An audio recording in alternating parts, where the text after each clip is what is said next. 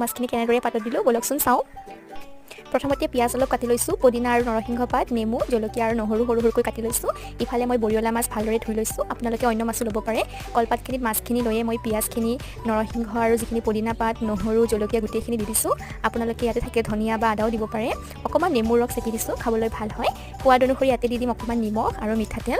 আৰু এতিয়া ভালদৰে গোটেইখিনি মিক্স কৰি ল'ম, লাহে লাহে কৰিব যাতে মাছখিনি ভাঙি নাযায়।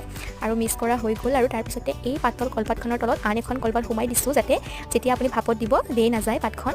এতিয়া লাহেকৈ এনেদৰে মেৰাই মই দুইফালৰ পৰা বান্ধি লৈছোঁ আৰু কলপাতৰ ৰছীৰেই ভালদৰে গাঁঠি মাৰি দিছোঁ। এনেদৰে এফালৰ পৰাও এটা গাঁঠি মাৰিছোঁ আৰু অন্য ফালৰ পৰাও আন এটা গাঁঠি মাৰিম। এনেদৰে গাঁঠি মৰা হোৱাৰ পিছতে আমি আনফালে গেছত একদম কম জুইত কেৰাহীখন লৈছোঁ। লৈ পেলাই ইয়াতে মই এই টোপোলাটো দি দিছোঁ আৰু একদম বন্ধ কৰি দিম এখন কাঁহীৰে, বা আপোনালোকে অন্য ঢাকনো দিব পাৰে যাতে ভাপটো ওলাই নাহে।